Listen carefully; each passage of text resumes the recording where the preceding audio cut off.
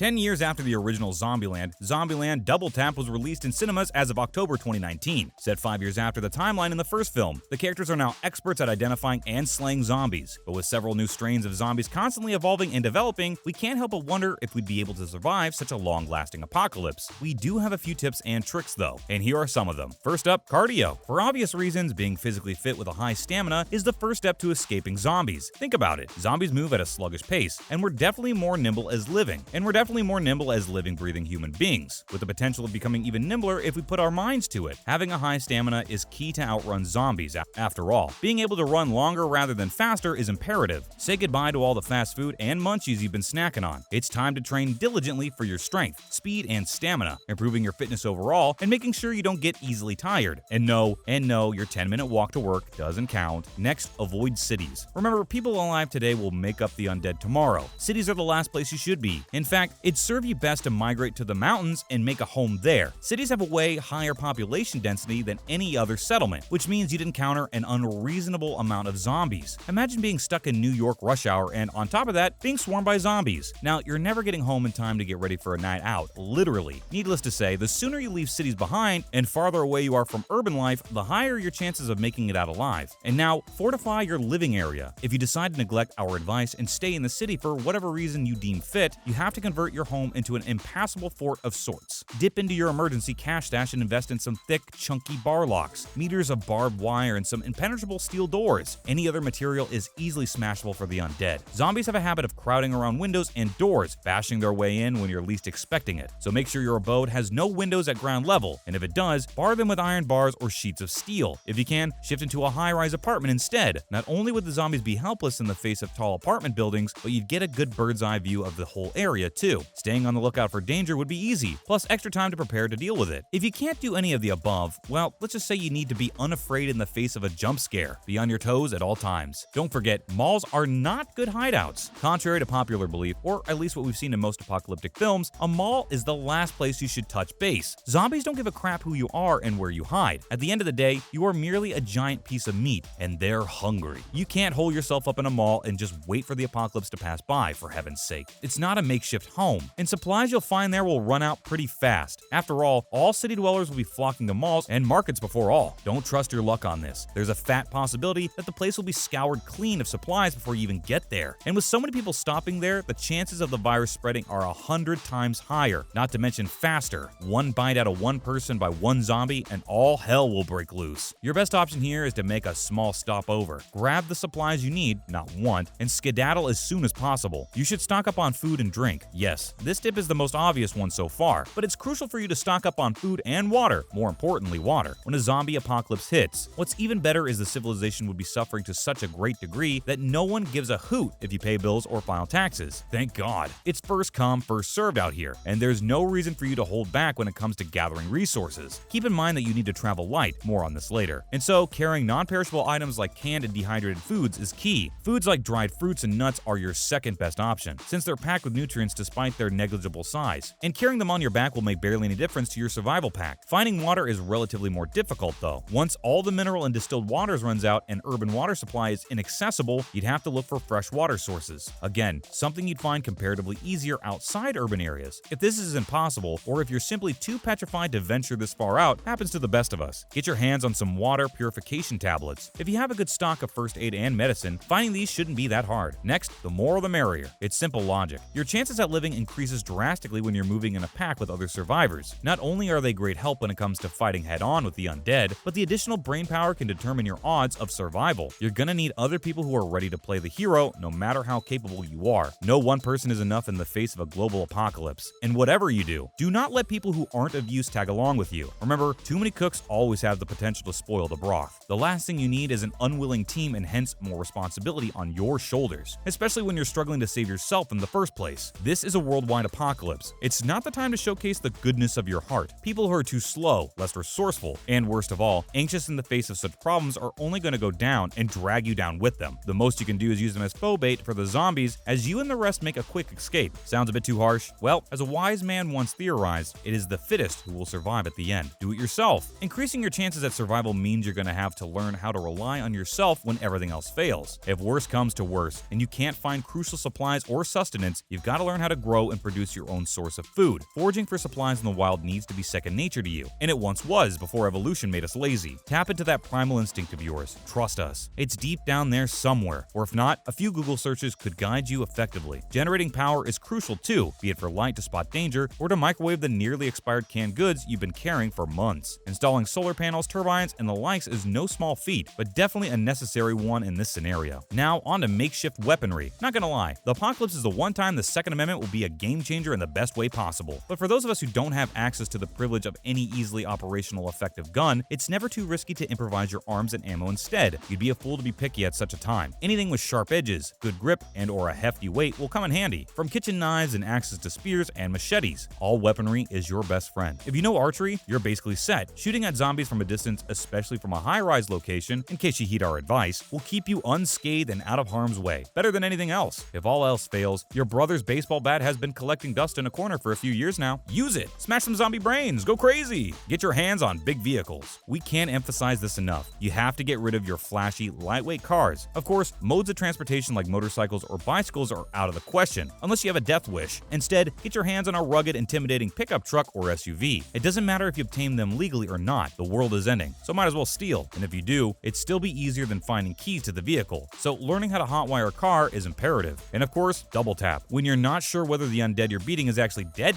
there's no harm in delivering a last clean bullet to the head. Your life is in danger. This is no time to be extra rational. That's a wrap for this video. Do you think you'd be able to power through Zombieland Double Tap? Let us know in the comments below. Make sure to give this video a thumbs up and subscribe to our channel for more videos like this. See you in the next one.